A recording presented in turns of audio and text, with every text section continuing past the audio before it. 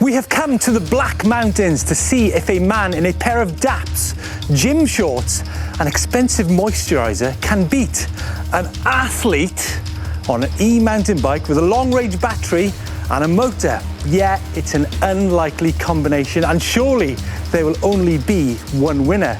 So today, Iron Man versus e-bike.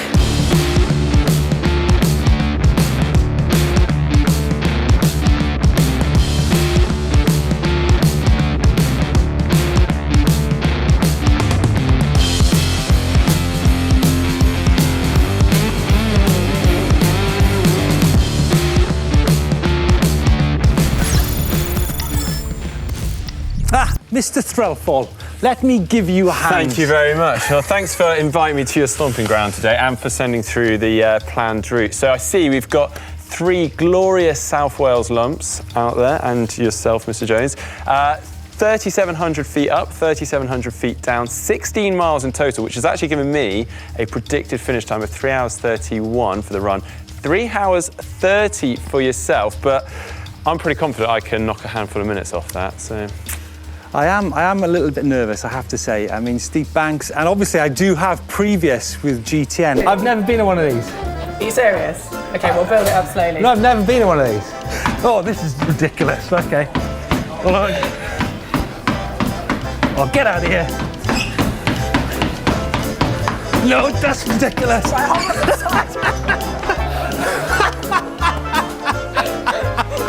Are you serious? Which, it didn't really go so well, did it? That? It didn't, no. Yeah. So I am really looking forward to a proper head-to-head with you today, and I'm sure you've got a few doubts in your mind after that. I do have huge doubts, because let's face it, 2 wheels and steep banks, they don't really go hand in hand. I mean, you see a lot of mountain bikers on push-up tracks, and you see a lot of cyclocross riders carrying their bikes up hills. But look, seriously, an e-mountain bike with all that torque, I mean, seriously? Well, let's just see how it all pans out. Let's head to that first climb, which is a couple of K down the road, right? Let's do it. Let's get onto the hill.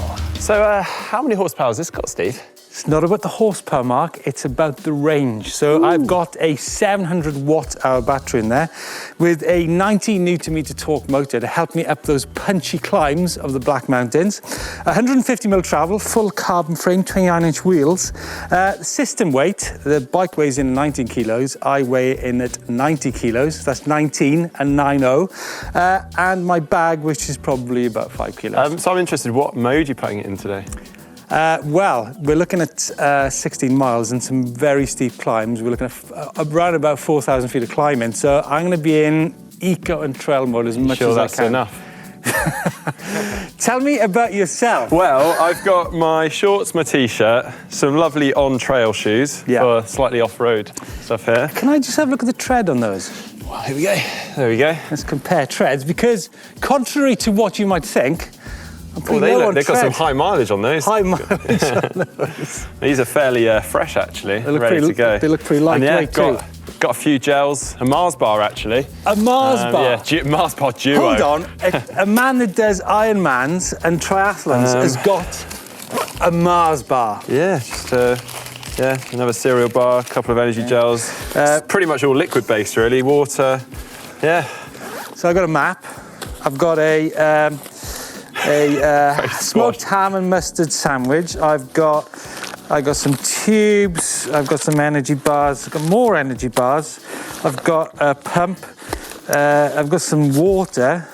I've got some more tubes for the film crew. I've got a multi-tool. Yeah, I've probably got a bit more than you, haven't I? It's complicated, this biking thing. I just got a credit card in case. I quite like the simplicity of how this man travels. So here we are on the start of climb 1. It's going to be a long day, Mark, but all the best. Best of luck. You're going to need it. Okay, you ready? Yeah, I'm ready. Okay, ready? Yeah. Go.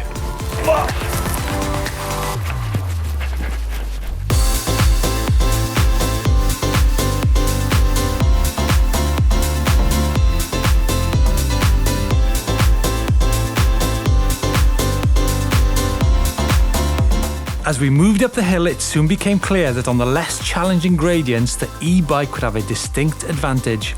And so it proved as I took a big lead early on in the ride.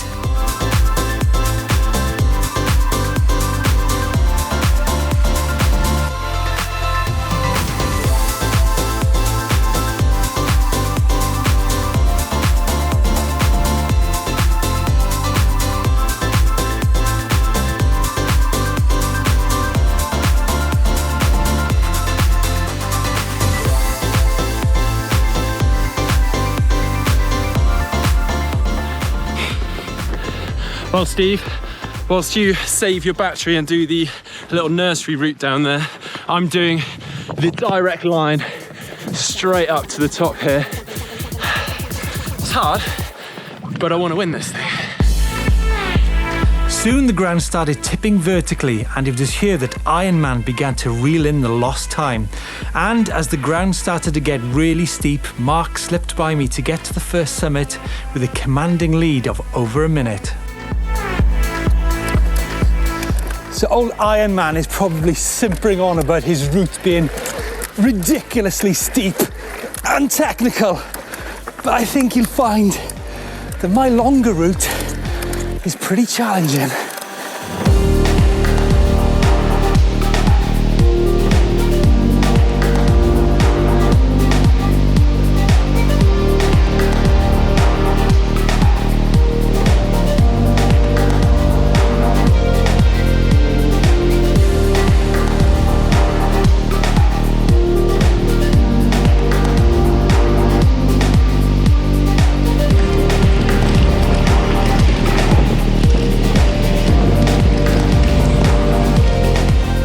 The descent off the first summit was absolutely flat out, sheep scatteringly swift, laced with unseen holes, smooth grass and blind crests.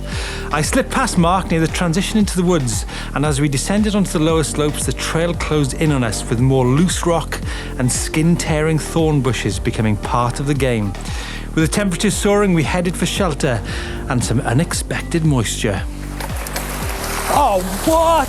Oh my God. Oh. I bet you Ironman has got some bridge crossing or something. I've got the River Bloody Nile.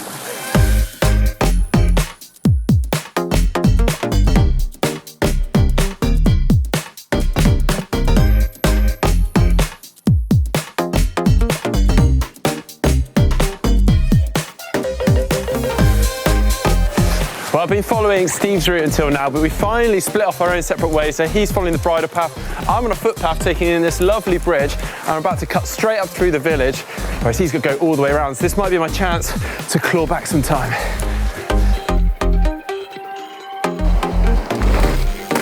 From the crossing of the Nile, we went separate ways, or at least Ironman decided on his own sneaky cut-through on a path I couldn't use. And it was here that he pulled out a massive advantage as I made for the summit the hard way, first by road and then by river, yet another riverbed.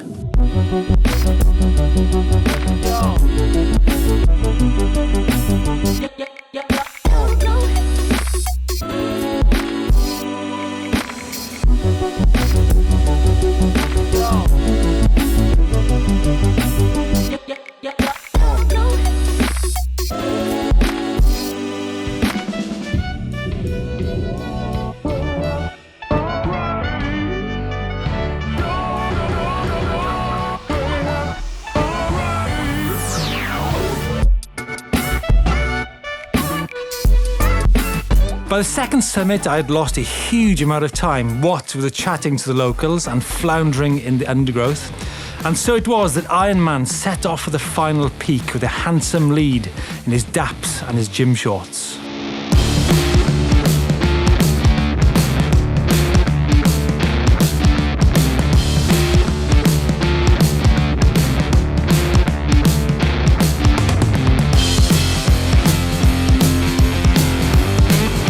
Numerous gateways didn't exactly help my progress to the last climb, but this time the gradient benefited me and I snuck past with just one final descent and some questionable route finding taking us back to the Church of St. Issue.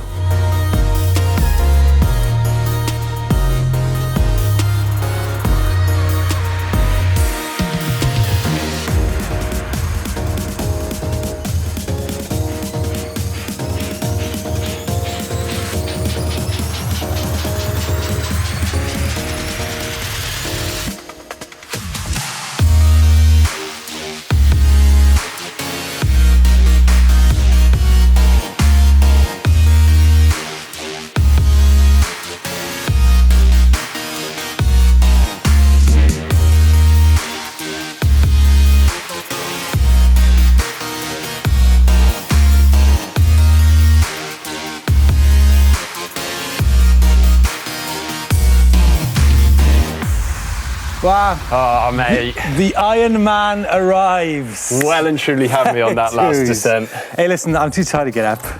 But what a route. That was incredible. That was absolutely stunning. Thanks for bringing me out on that. I gotta say, that was one of the best routes I've done on any two-wheel transport. But do you know what? Closer than I thought. It was really close. Some of those steep gradients, that's where I sort of had you. Yeah. But you just came tearing past me on the descents. But like, that's all that was in it. We did three peaks, and it was just one descent that separated us all day. That's, honestly, I got to take my hat off to you. You actually are an Iron Man. I'd say I was praying for a motor. Like I wanted to switch with you and take that bike on that final descent because I was absolutely wrecked by that final bit. You definitely look like you're having more fun. Yeah. Do you know what? To ask the question, what's faster, man or bike, whatever, there's probably a mathematician that will work out the optimum gradient for runners or people on mountain bikes or on e-mountain bikes.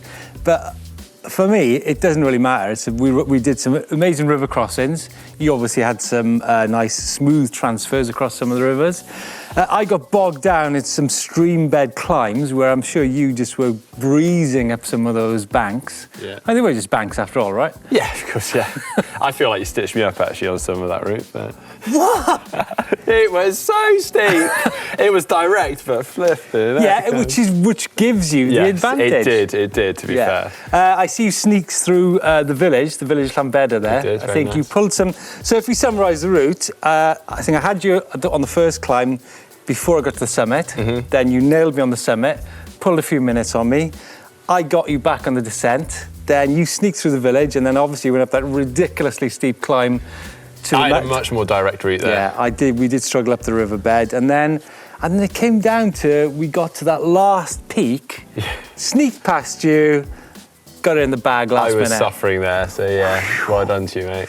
Well done. Great, Mark. Can't wait for the rematch. I'll have to plan that one. If you want to see what happened when I took on Hank on GCN, check this video out down here. In the meantime, have a look at the video I did in these same hills with Chris Opie from GCN on his gravel bike. I'm looking forward to a new route which Mark designs in the future. We'll probably bring a few more snacks and coffee stops on the way. Till then, give us a thumbs up. Don't forget to subscribe to EMBN. Thanks for watching. Bye.